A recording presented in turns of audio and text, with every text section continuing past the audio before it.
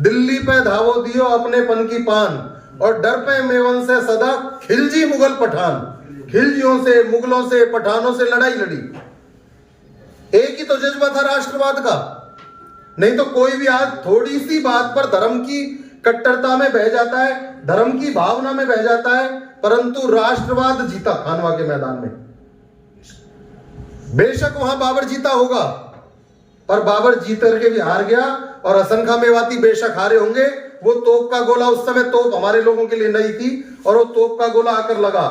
राणा सांगा घायल हो गए थे, तो ऐसा बताया मेरे को किसी ने कि उनके साथियों ने उनकी धोखे से हत्या की। वहां से तो ले गए थे उनको, जो बेहोश हो गए, परंतु शहीद हसन खां मेवाती ने अपनी चिंता नहीं की, और यह भी नहीं सोचा कि मेरे पास केवल 12,000 सैनिक हैं। और उन्होंने आगे रहकर के मोर्चा संभाला, और वहां खानवा के मैदान में वास्तव में राष्ट्रवाद जीता था।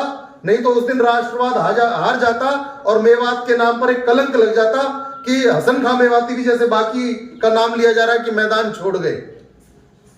और आज लगभग 500 वर्ष पूरे होने वाले हैं। आज भी हसन खां मेवाती को इसीलिए याद किया जा रहा है। और आदरणीय अध्यक्ष जी, अभी अलवर में पैनोरमा बन गया है, वैसे वहां पर उनकी प्रतिमा भी लगी है। हम भी पिछले 3 वर्षों से ऐसी गोष्ठियां कर रहे हैं। पिछले वर्ष सभी कॉलेजों में, क्योंकि मार्च में स्कूलों में बच्चे नहीं होते, तो सभी कॉलेजों में ऐसे कार्यक्रम हुए। और अभी मेवात जो उसमें मेवात इंजीनियरिंग कॉलेज में इसके संयोजक डॉक्टर खालिद हुसैन है, प्रोफेसर है मेवात इंजीनियरिंग कॉलेज पल्ला में।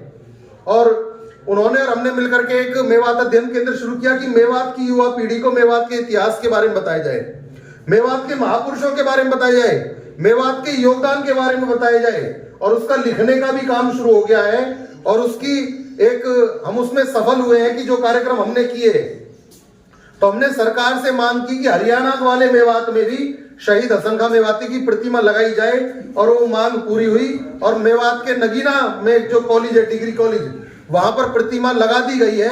अभी परसों वहां कार्यक्रम था, वहां भी हमारा जाना हुआ। और जो नगीना तिजारा रोड बनेगा, उसका नाम भी शायद शहीद हसन खां मेवाती के नाम पर रखा जाएगा, ऐसा चर्चा में है, और घोषणा भी शायद उसकी हुई है। तो हम शहीदों को क्या दे सकते हैं, जिन्होंने अपना सर्वस्व बलिदान दे दिया।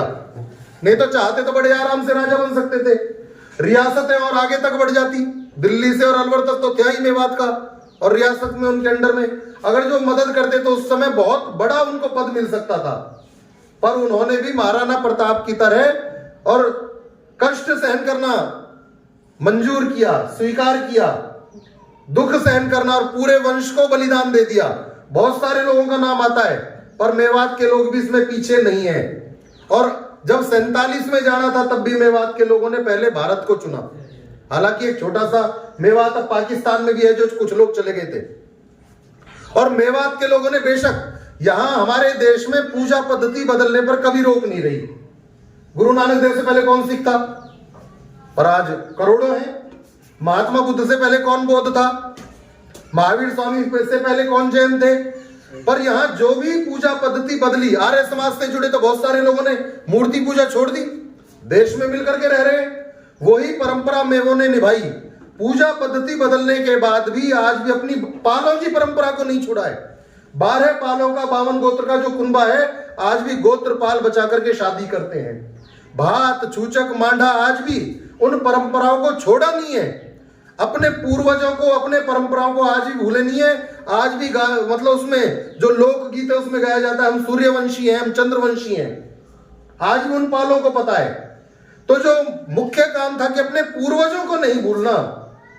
और किसी महापुरुष ने कहा है कि जिस समाज और देश की युवा पीढ़ी में अतीत का गौरव होता है, वर्तमान की पीड़ा होती है, तो उसका भविष्य उज्जवल होता है।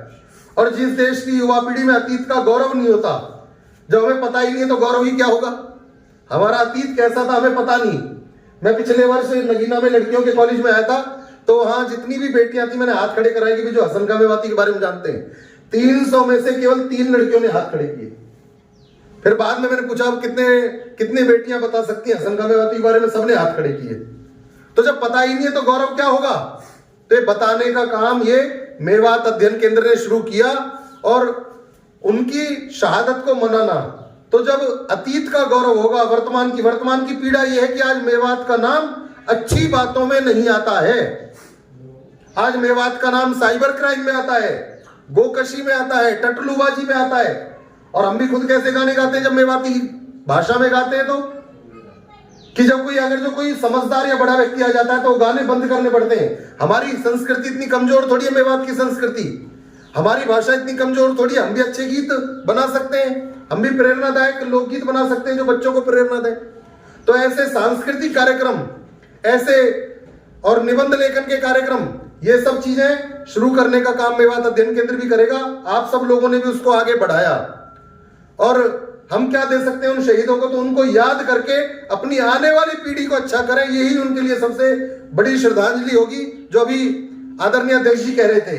तो इसमें शिक्षा सबसे ज्यादा सहायक है। मेवात में कहीं ना कहीं शिक्षा के क्षेत्र में पिछड़ गए, तो जंगलों में भटकना पड़ा, इसलिए भटक गए। वो उसमें भटकते रहे तो पढ़ते कहां से। 1857 की क्रांति में भी मेवात कहीं पीछे नहीं था, अंग्रेजों से भी लड़े। जिस घर में लड़ाई होती है, कोर्ट कचहरी हो जाती है, वहां पर बच्चे कैसे पढ़ पाएंगे। तो हम तो लगातार 1000 वर्ष तक 1526 से और उससे पहले भी लड़ते ही आ रहे हैं। पर आज जो समय आया है, किसी की भी सरकार हो, कोई राजनीति की बात नहीं है, पर अपने बच्चों को हम पढ़ाएं, बच्चों के पढ़ने पर ध्यान दें, और कहीं ना कहीं जनसंख्या नियंत्रण पर भी ध्यान देना पड़ेगा। जब इतने बच्चे होंगे कि हम पढ़ा नहीं सकते, ठीक से लालन पालन नहीं कर सकते उनका, और जो संतुलित भोजन नहीं दे सकते, तो कहीं ना कहीं हम पिछड़ेंगे ही। जमीन तो लिमिटेड है, जमीन तो लिमिटेड है। आज जमीनें जो हमारे पास थी वो रहने लायक ही बचेगी। ये किसी उटावड़ के लड़के ने कहा एक दिन, जब पिनकवा से जा रहा था तो बाइक पर बिठा लिया। मन के उटावड़ के कहां जाकर रुकोगे, इधर को घुड़ावली मिल गए, इधर को तुम वहां रूपड़ाका में मिल गए, इधर मलाई में मिल गए, उधर कोर्ट में। तो मजाक में लगा जी एक 13 बच्चे जो जमीन थे वो खेतों में आकर के रहने लगे। तो जब ज्यादा बच्चे रहते हैं, क्यों नहीं आते बच्चे, कल क्यों नहीं आए जी। माँ बाप काम पे गए थे जी, बच्चों को खिलाना पड़ गया, खेल खिलाते थे, बच्चों को रखना पड़ता है, रखवाली करनी पड़ती है। तो हम बच्चों की तरफ भी ध्यान दें, उनका जितना लालन पालन कर सकते हैं। और जब पढ़ाई होगी, जब शिक्षा में आगे बढ़ेंगे, तो ये सब चीजें ठीक हो जाती हैं। इसलिए ज्यादा से ज्यादा पढ़ाई पर ध्यान दें। आज मेवात की बेटियां भी पीछे नहीं है, और किसी क्षेत्र में मेवात के लोग आज पीछे नहीं है। उन जो अच्छी बातें हो रही हैं, अच्छी बातों को प्रचारित करने के लिए प्रयास करना पड़ता है। खराब बातें तो अपने आप बढ़ रही हैं। मेवात की अच्छी छवि, जो अच्छी बातें हैं, जो यहाँ का भाईचारा है, जो यहाँ का भात भरने एक साथ जाते हैं, चाहे हिंदू हो और मैं हो, एक गांव में गांव की बेटी को पूरे किसी बिरादरी की बेटी है उसको बेटी मानते हैं, बहन को बहन मानते हैं। वो परंपराएं दोबारा से आगे बढ़ाने की जरूरत है। कहीं उनमें न्यूनता आई है तो उसको ठीक करने की जरूरत है। आज भी मेवात में बहुत अच्छी चीजें हैं, उनको प्रचारित करने की आवश्यकता है। जो कमियां आ गई उनको दूर करने की आवश्यकता है, और बच्चों को ज्यादा से ज्यादा पढ़ाना है। 0 ड्रॉप आउट मिशन, इसको कामयाब करना है। अगर जो बच्चे पढ़ेंगे तो मेवात आगे बढ़ेगा, मेवात आगे बढ़ेगा तो देश आगे बढ़ेगा। हम पहले गुड़गांव के हिस्से थे, आज गुड़गांव कहां निकल गया आगे, हम पिछड़े रह गए। तो हमको पिछड़ना नहीं है, आगे दौड़ में शामिल होना है, अपने बच्चों को संस्कारित करना है, अपने बच्चों को अच्छी बातों की तरफ आगे बढ़े, उनको प्रेरित करना है, और जो गलत काम करते हैं उनको कहीं ना कहीं रोकना है। ऐसी समाज के नाते भी। और दहेज बहुत चलता है मेवात में, ऐसा ध्यान में आता है कि दहेज के कारण से बहुत सारी, मैं पापड़ा गांव का रहने वाला हूं, और वहां एक तैयब हुसैन है, उनको कैंसर हो गया, उनकी बेटी बीएड की हुई है, लगी भी हुई है शिक्षा सहायक, शादी क्यों नहीं हो रही, क्योंकि उनके पास देने के लिए दहेज नहीं है, उम्र होती जा रही है। तो इस चीज की तरफ भी ध्यान दें। जो यहाँ के प्रमुख व्यक्ति हैं, बहुत ज्यादा क्रेटा ब्रेजा और बड़ी बड़ी गाड़ियों का रिवाज चल रहा है। जबकि बेटियों की सबसे ज्यादा दर कहीं है पूरे हरियाणा और पूरे देश में, तो मेवात में मिलेगी।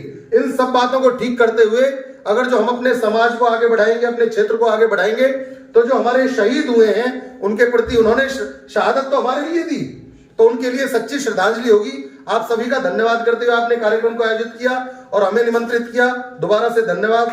आदरणीय अध्यक्ष जी जो कह रहे थे कि भी आपने, मैं इस लायक नहीं हूं, आदरणीय अध्यक्ष जी बहुत सामाजिक व्यक्ति हैं, मैं अखबारों में इनके बारे में हम पढ़ते रहते हैं, उन्होंने बल्कि कार्यक्रम में आकर के इसकी शोभा बढ़ाई, तो उनके लिए विशेष रूप से धन्यवाद। आप सबका हार्दिक आभार।